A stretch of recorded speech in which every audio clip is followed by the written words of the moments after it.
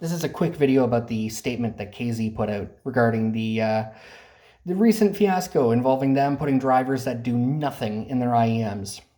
I'm going to summarize their statement and I'm going to link to it below in the description. But basically it's just a crock of shit. So I'll summarize each paragraph. The first paragraph is, we notice people are pissed off. We apologize. Okay. And then they said, due to design defects of the DQ6S, specifically the DQ6S, let's forget the fact that this one here, the DQ6, I bought that last year in July, August, something like that. And this problem has been around on that original model and since before that. So they're full of shit. It's more than just a DQ6S. They claim that there is a quality control problem that caused the glue to jam up in there, and they basically say the overwhelming majority probably have this, which means, in layman's terms, yes, they all have this. They designed it like that. This isn't an accident. This isn't some massive QC fuck up, and they're trying to put the blame on the factory, and they're not taking credit for this. They're not taking responsibility. And when I cracked that thing open, there was not enough room for a sound channel for those frequencies to come out of the sound. Sorry, the sound to come out of those tweeters and go past that dynamic driver. It was the sidewall of that DD, the main one, was in the way as well as the glue. They're full of crap.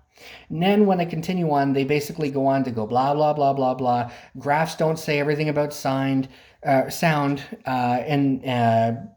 you can't measure it based on that.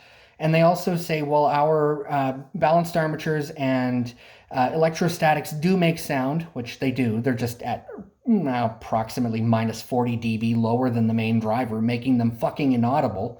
And then they say things along the lines of, oh, well, people in the past complained that our tuning was too harsh. So basically, they're incompetent, and they cannot implement a multi-driver system without shredding your eardrums. So they turn those other drivers way the fuck down or block them off. That way they can say, well, they're producing sound. And then their marketing isn't a total lie that will get them in hot shit with the law.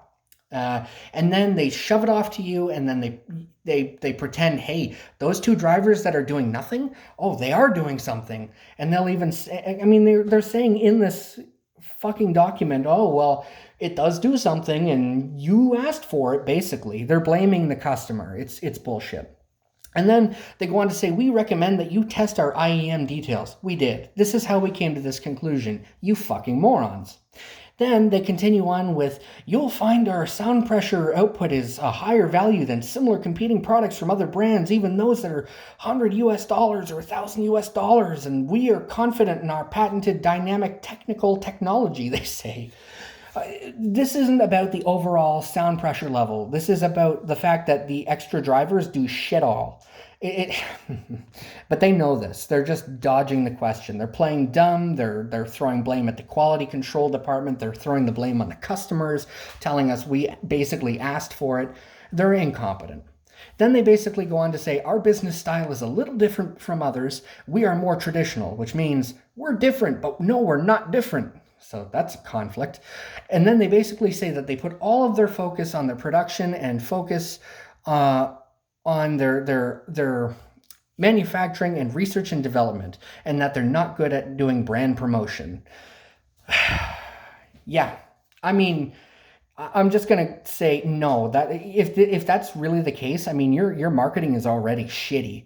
But really, if you're putting all of your focus into research and development and you can't even develop a working multi-driver system without nerfing the other drivers because you don't know how to use them without shredding people's eardrums, you've got problems. You've got really fucking big problems. I mean, you do now anyway, but Jesus, that is so incompetent. I can't believe that this is what they're telling us. This is their explanation.